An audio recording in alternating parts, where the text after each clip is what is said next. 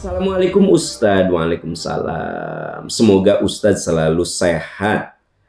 Amin, amin. Izin bertanya, berkait orang tua yang percaya ada yang mengirim sesuatu ke rumah.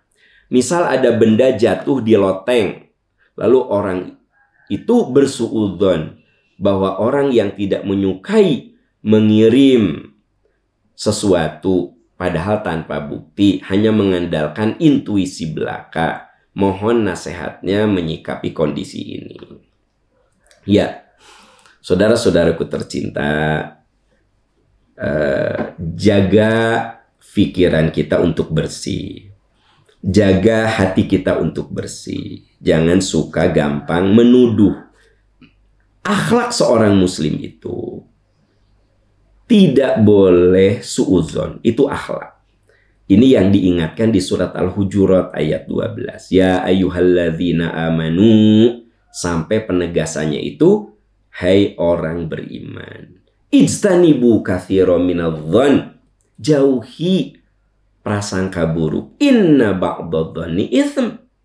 Karena sesungguhnya prasangka buruk itu dosa. Wala tajassasu. Jangan kamu melihat sisi negatif orang. Teman-teman sekalian, sesoleh-solehnya orang punya sisi negatif. Maka yang kita tatap bukan negatifnya. Yang kita lihat bukan negatifnya, tapi positifnya. Ya. Jadi manusia mah ada sisi baik, ada sisi buruk. Ada suami yang dermawan, tapi kalau ngomong suka agak nyelekit ke istrinya. Baik dia itu, apapun yang istrinya minta dia kasih. Dan sayang sama istrinya. Tapi sekalinya ngomong, kalau lagi marah, suka nyelekit. Nah, jangan lihat ngomong nyelekitnya. Tapi lihat bahwa dia itu orang yang sayang sama Anda. Dan dia bukan orang yang hitungan gitu loh. Nah, itu yang harus kita perhatikan. Ya. Jadi sebenarnya manusia mah nggak ada yang sempurna. Maka lihatlah selalu sisi baiknya. Kalau Anda melihat orang sisi buruknya, pasti selalu negatif pikiran kita. Nah, ini yang diinginkan oleh Allah untuk kita. Makanya menggunakan ya ayyuhalladzina amanu. Hai orang beriman. Ijtanibu katsiran minadh-dhon. Jauhi prasangka buruk. Karena prasangka buruk itu dosa. Wala tajassasu. Jangan kamu lihat orang itu dari sisi buruknya. Tapi lihatlah secara utuh dan tatap sisi-sisi baiknya. Wala yaghtab ba'dukum ba'dha. Dan kamu jangan menggosip. Ya. Nah, saudara-saudaraku tercinta, ini akhlak kita. Ada orang yang tiba-tiba mendengar suatu dari loteng. Wah, kita lagi disantet nih. Nah, gitu. Kita lagi dikerjain orang nih. Jangan-jangan yang jatuh itu tikus. Jangan-jangan suara bruk itu teh kucing loncat. Ya. Jangan-jangan suara bruk itu ada potongan genting yang jatuh. Jangan suudon. Periksa ke atas, ya. Jangan, wah, kita dikirim nih. Nah, memang ada orang-orang tertentu kalau ada suara di langit-langit, suara bruk, wah, kita lagi lagi disantet nih. Pasti ada yang dikirim ke kita. Nah, itu harus dihindari, ya. Jauhi hal-hal seperti itu. Nah, dan tolong diingat, andaikan benar, ini kita bicara andaikan benar bahwa kita disantet, kita dicelakai, ya, kita dijerumuskan oleh ilmu hitam, oleh sihir, andai benar. Sebenarnya ilmu sihir itu sehebat apapun orang yang menyihir tidak akan mencelakakan kita. Selama dalam hati kita ada iman. Selama dalam hati kita ada ketawakalan. Anda bisa lihat di surat An-Nahl ayat 99.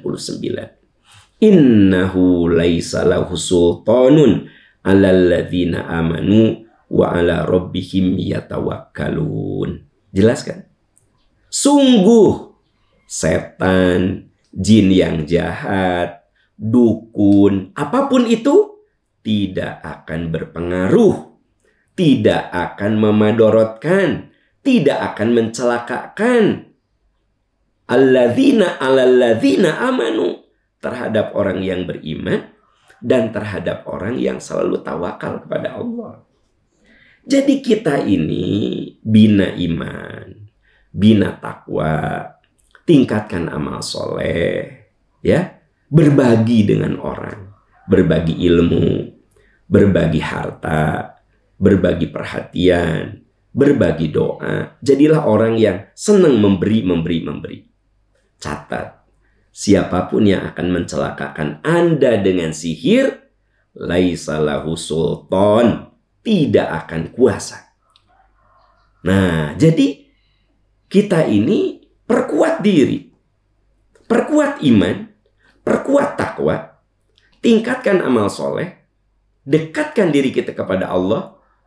Siapapun yang akan mencederai kita dengan ilmu santet, dengan ilmu sihir, sehebat apapun itu tukang sihir, innahu laisa lahu sultanun 'alal ladzina amanu wa 'ala rabbihim yatawakkalun. Sungguh mereka tidak akan punya kuasa atas orang beriman dan atas orang yang tawakal.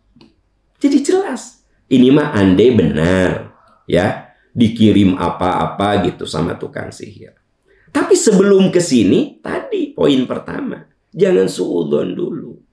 Ya, apalagi cuma kayaknya, kata orang sama, jika nama, ya, kita teh. Nah, jangan sampai kita menjadi orang seperti itu. Yuk, bersihkan hati kita.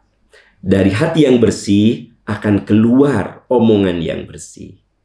Dari omongan yang bersih akan keluar perbuatan yang bersih, kelakuan yang bersih. Dari perbuatan kelakuan yang bersih akan lahir kebiasaan-kebiasaan, ucapan dan perilaku yang bersih.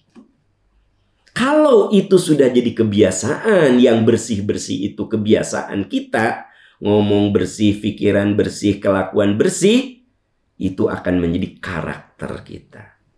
Jadi karakter itu dibentuk oleh kebiasaan.